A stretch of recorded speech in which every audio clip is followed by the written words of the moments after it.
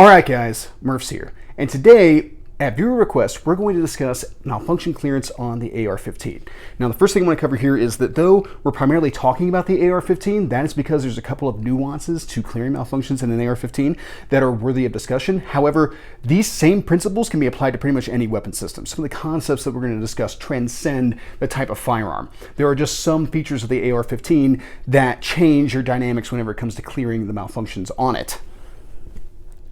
Now, not to insult anybody's intelligence, but we are going to start off with the mechanisms that cause failures to begin with. So, if you're already an expert on that type of thing, you're just looking for maybe some tips and tricks on how to be able to clear different types of malfunctions, go ahead and check out the chapters in the description below and pick out where it is that you want to pick up on this particular content. All right, so first off, there are two categories that cause malfunctions, and that is dirt, or the lack of cleanliness of the weapon system, as well as some sort of material defect. We're going to start off with dirt first. It has two subcategories. That is the byproducts of shooting, which could be brass shavings off of your ammunition, blown out primers, over penetration of primers from the firing pin that happened in PSA AKs for a little while, which is like that. The mechanism there, the actual like issue is with the gun, which is not something that we're going to necessarily fix with any type of remediation. But it is important to note that like primer material coming back with the firing pin is going to cause you issues long term, as well as like having little chunks of metal floating around the inside of your gun is going to cause some issues. And then most notably, carbon, which is produced by the burning of propellant. That is what we most commonly talk about. Now, be it a direct gas impingement or an external gas piston, it doesn't really matter. You have carbon regardless. The only question is, where's the carbon at? And with enough carbon, it will eventually cause the system to seize up. And the other subcategory is foreign matter. So that's dirt, dust, sand, mud, whatever's in your environment that might potentially get packed into the gun. Both of these categories cause malfunction by decreasing the lubricity within the system, which semi-automatic systems are based around fine balance of like timing with springs and gases and all that kind of stuff. So if you do something to slow down that bolt or have a buildup in the chamber and all that kind of stuff, that will negatively impact the ability of the gun to be able to cycle properly, and you'll start to get malfunctions. That's why cleaning your gun is so important. In addition to that, we now get into our material defect. Now, this centers around two different things. One, it could be the ammunition. So that could be the ammunition is in some way out of spec. It's not necked appropriately. The bullet's not seated properly. The primers are seated too deeply or out too far. Perhaps the primers are too hard. You're going to run into that issue a lot with like your competition triggers and stuff like that. That is something that you need to vet prior to taking the gun to a competition or taking it to like a gunfight or something along those lines. If you're buying your own ammunition for self-defense and or duty type use, that's stuff you're going to want to vet on the range prior to actually having to use it. And a lot of this honestly can be done by avoiding steel-cased ammunition, though we do have a whole discussion on the channel about steel-cased ammunition, link in the description if you're interested. I remember several years ago, it was during the 2020 ammunition rush, the local range that I shot at had bought the last stock of 9mm that the vendor that they normally went through had to provide. And this was a remanufacturing vendor. They would take empty 9mm casings and then they would remanufacture those casings into production ammunition. And the issue that we found out on the range during competitions and stuff like that was the guys were going to clear out their gun after a sequence of fire, and they would eject an empty piece of brass that was spilling propellant everywhere and still had a live primer in it. The bullet was left behind in the chamber, and that was because this ammunition was seated out too far. It was not at the appropriate seating depth for a 9mm, and the round was getting left behind in the chamber. Now, that also says something about the pressures that ammunition was probably generating. It was probably like plus P ammunition for what was just supposed to be range ammunition. That's obviously a big issue. Now, in addition to that, you also have the magazines. Here, you see I have a dummy round loaded up in this one. Your magazines are the Achilles heel of every detachable box semi-automatic system. And bolt action systems, honestly. So first off, these are susceptible to dirt. If you're shooting like a heavy round of suppressed heavy amount of suppressed shooting, that's what it is that I'm trying to say, you will wind up with carbon getting shot back into your magazine if you don't have like a flow-through suppressor, an appropriately gas system, and all that kind of stuff. In addition to that, you also have windows on the side and stuff like that where the the magazine release clicks into. So that is a nice open port to be able to have all kinds of foreign material get in there. It'll choke up your magazine. That's potentially bad. As well as your springs. Now, there's a lot of discussion about springs. A lot of people will tell you that, like, oh, well, you shouldn't leave your magazines loaded for an extended period of time because it'll wear out the spring. Metal's malleable. A spring's made of metal. If you leave it in a compressed state for too long, the spring is going to lose its spring, and then your magazine's going to fail. Sure. However, you also run into the same issue with metal being malleable in that the loading and unloading of magazines repeatedly over an extended period of time will also wear out your springs. The truth of the matter is springs wear out. So it is expected that at some point your magazine will stop working out for you. You either need to get a new mag or you need to replace the springs. The only question is, when do you discover that that's the issue? Now, of course, any dents to the magazine body will potentially impact function, and then your feed lips. Your feed lips are one of the most important parts of this magazine actually functioning reliably. Leaving a magazine loaded for fully loaded for an extended period of time can cause your feed lips to spread, which is obviously not good to the overall health of the magazine. In addition to that, denting in your feed lips is also an issue because that will impact the ability of the bolt to be able to scoop rounds out of the magazine. So magazines are a huge portion of the reliability of any semi-automatic rifle. Pistol, doesn't matter. All right, so those are our mechanisms. Why don't we go ahead and discuss the actions that are taken, the categories of actions that are taken, whatever it is that we're talking about clearing a malfunction. So for that, we're going to use this Daniel Defense DD M4A1 RIS3, previously reviewed on the channel.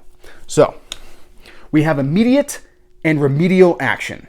What is the difference? Immediate action, as the name implies, is the obligatory course of action you take whenever the gun stops working. It is an immediate response to I pulled the trigger and the gun did not go bang. Whereas remedial action is immediate action did not work, or I've identified that I have a more complex malfunction that cannot be treated with immediate action, and now I need to take more invasive steps in order to be able to clear out the firearm. So in the case of immediate action, what you most commonly refer to it as is tap, rack, bang. So I have the firearm loaded. I pull the trigger, gun does not go bang. I tap the magazine. I pull the charging handle to the rear. I release the charging handle, which I'm trying to keep the microphone from going crazy right now, guys. I release charging handle, so I rack the gun, and then I attempt to fire again, and the gun should fire. Now, if you've been in the military, you might be more familiar with the acronym SPORTS, which is just like tap, rack, bang, but instead of having implied tasks, every task is implicit. So that being, I'm going to slap the magazine, the source of feed, in order to make sure that it is seated properly. I'm going to pull the charging handle to the rear. I'm going to observe the round being ejected, and then I'm going to release the charging handle, which ideally, if we're talking about being in battle and stuff like that, I'd have another round in the magazine. Tap the forward assist, and then fire that round. We're going to talk about the forward assist here more in a minute. So it's a hot button topic in the tactical rifle community. Those steps of observe the round be ejected, tap the forward assist, and stuff like that, those are all implied tasks in tap, rack, bang. Most people have a tendency to blow through them. I'm not saying that you're wrong for blowing through them, but they can help you identify things that might be going on with the rifle prior to attempting to fire that round again. It's kind of the same conversation that you get into whenever it is you talk about mag changes. So there are guys out there who are like, no, you need to remain threat focused at all times. So if you're doing a magazine change, you need to be able to get that magazine up into the gun and back into the fight without taking your eyes off the threat. It's the same with malfunction clearance. Oh, you need to be threat oriented. So, you need to do all the tap, rack, bang without taking your eyes off the threat. Here's the deal. You staring down your opponent with a gun that's not actively in the fight is not helpful to anyone. So if breaking your threat focus for just a moment, bare seconds, in order to see what is going on with your gun so that you accurately diagnose the issue and get the gun back into the fight is far more important than just making eye contact and trying to stare this dude down. So if breaking your concentration for a second allows you to get that magazine in there accurately the first time, should you be able to do it without looking at it? Absolutely. If you run into an issue, is looking at it the end of the world? Absolutely not. Standing there with a gun that doesn't work for any longer than you have to is the end of the world. Taking additional steps in order to make sure that the gun gets to where it needs to go is not the end of the world. And it's the same thing with malfunction clearance. If you pull this charging handle back and nothing comes out, maybe that bears taking an additional look into the chamber real quick in order to identify, like, oh no, I have a double feed. Nothing is going to get accomplished right now. I need to go into remedial action, or maybe some other steps that we'll talk about more here in a bit.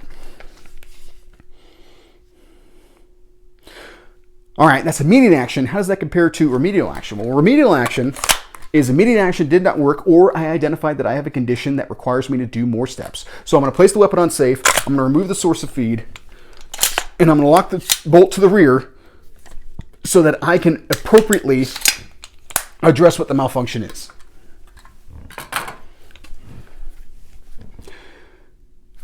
Those are our categories of malfunction clearance. Now let's go ahead and start talking about specific malfunctions, starting off with just a simple click, no bang.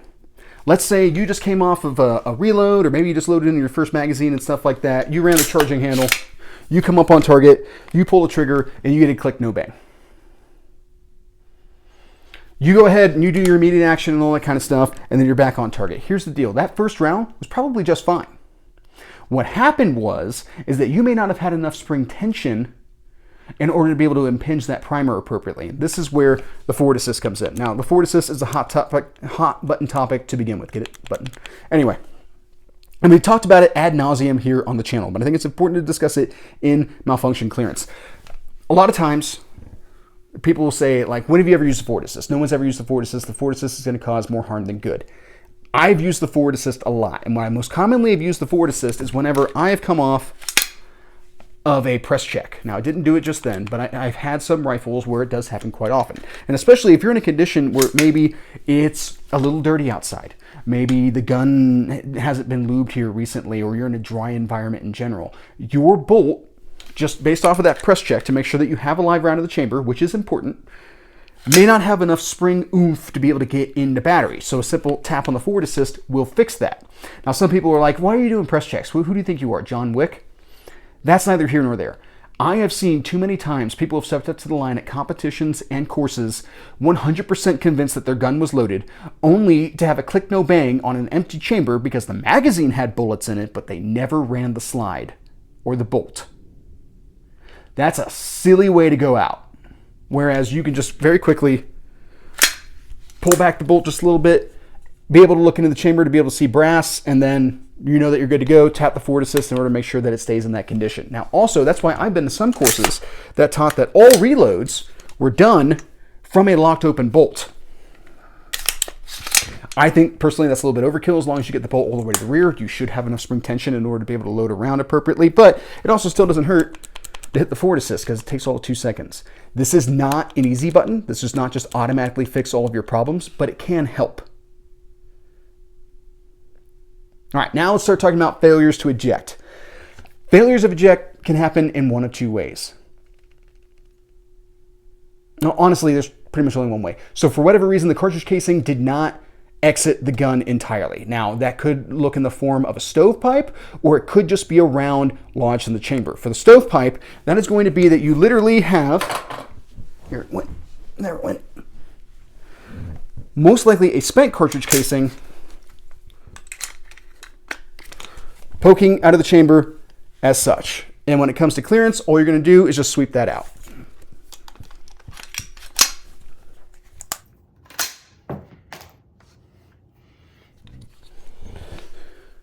Now, tap, rack, bang will also fix that problem just as well.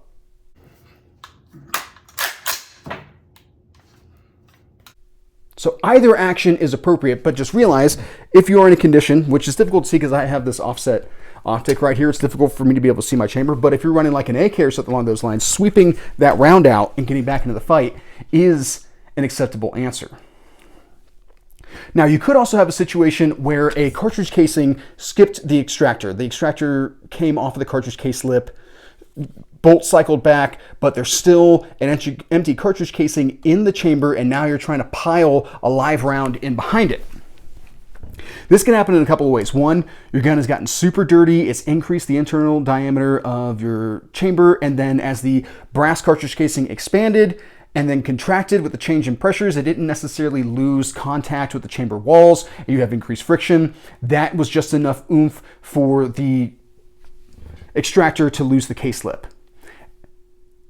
You can also run into this with steel-cased ammunition, which does not contract. That's the whole issue with steel-cased ammunition. So especially if you have a dirty chamber, you could have a buildup in there that's enough to be able to cause that thing to get really wedged in there. I've seen that happen one time.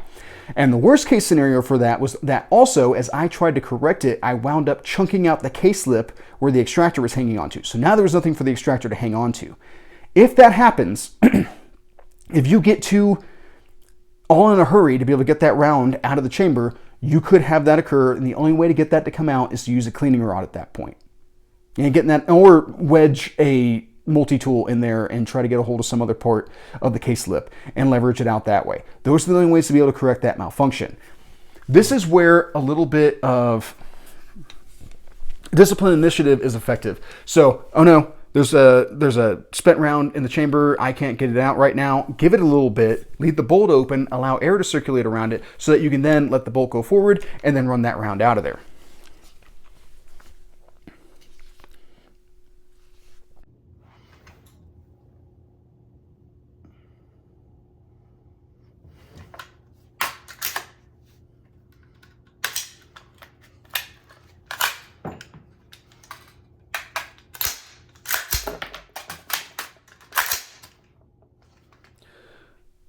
All right, so that's failure to, well, extract and eject at this point. What about failure to feed?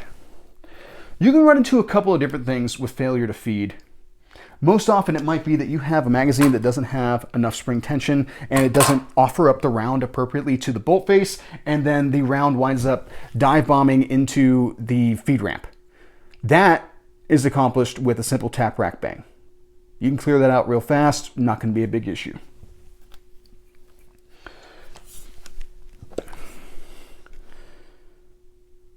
Okay, so that was failure to feed. Now let's go ahead and start getting into our double feeds. Now, double feeds generally are going to be caused by some sort of magazine issue. And this is going to be where two rounds try to jump up into the chamber. Your feed lips have spread enough to be able to allow that to happen. So the bolt is now trying to feed both ammunition, and obviously you can't fit both of those in there. So what you're going to wind up doing is immediate action is not going to fix this. In fact, it might actually turn it into a triple feed. So this would be one of those times where you hope in your observed portion of tap rack bang that you caught the fact that you had a double feed, and now you can move past it. So what's going to wind up happening is you're going to place the weapon on safe, remove the source of feed.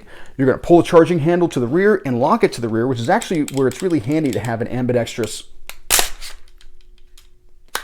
bolt catch, because now you can do all that just off of here instead of having to break your grip and all that kind of stuff in order to be able to turn it into more of an administrative function. That, if the rounds don't just fall out, which could very well happen with brass ammunition and got deformed just enough that now it's really happy where it is, all you have to do is reach up in here with your fingers or a Leatherman or something along those lines if you don't want to get your fingers in there in order to be able to have those rounds fall out. And then at that point, I would recommend, probably just made the microphone go wild, I would recommend that you not use that magazine anymore. Go ahead and go to a different magazine if you have one available, because you're probably going to have more issues out of it.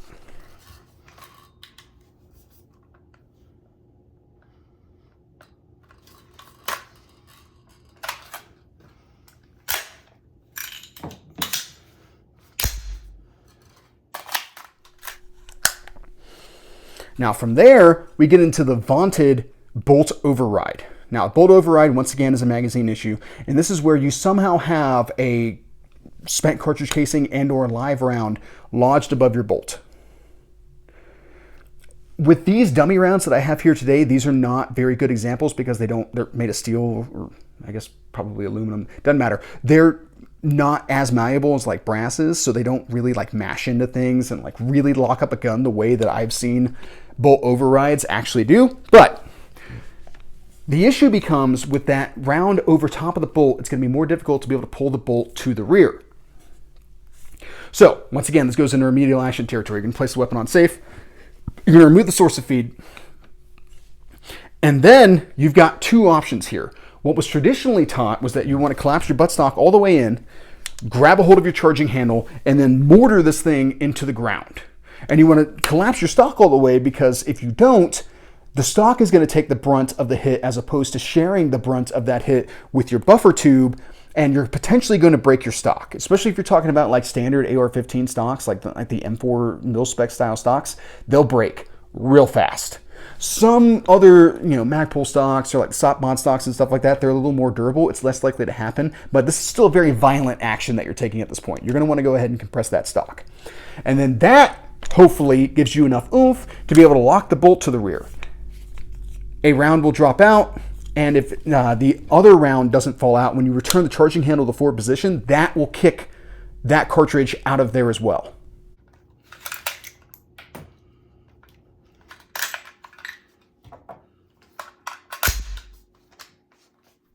Now, that's a very violent way of going about this. There's actually another method in which you can utilize a tool like a Leatherman, specifically the mutt. And I like the mutt for this because it has this toe right here where it leads into where you have your seatbelt cutter. You can use that to grab the bolt, bring the bolt all the way to the rear, lock the bolt in the rear position, and then dig those rounds out of the chamber.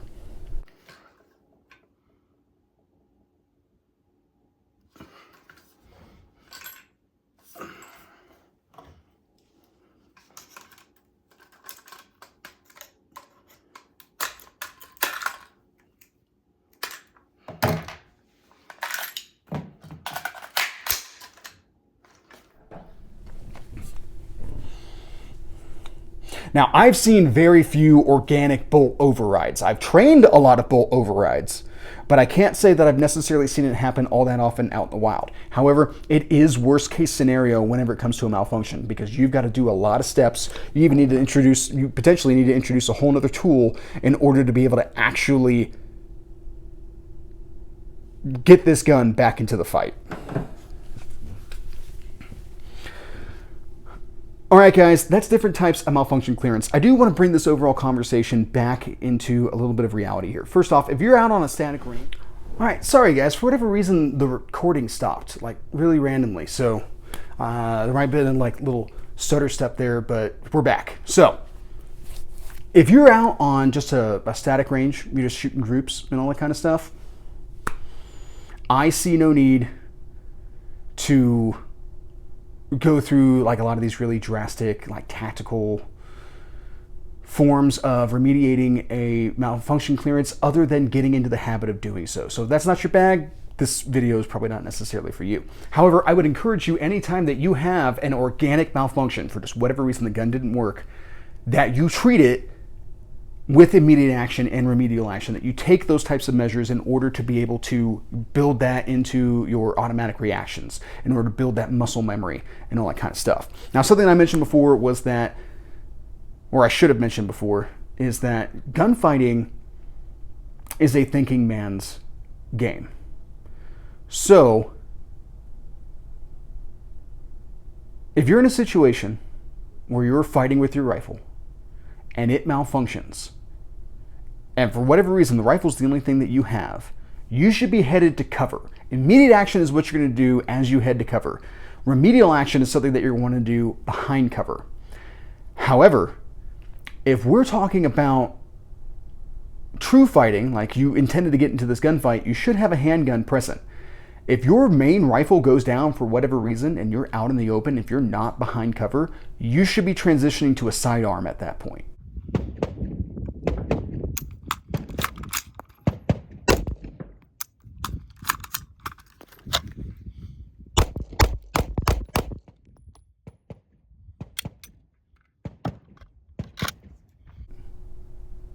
Now, if you happen to be fighting behind cover, then your malfunction remediation should be occurring behind cover. But if you're out in the open, if you're moving from cover to cover and your gun stops working, transitioning to a sidearm and keeping rounds going downrange is far more advantageous to you than just doubling down on the sprint or anything along those lines. Bullets are what are going to positively impact the situation in our favor. Not delivering bullets is not going to help us long term.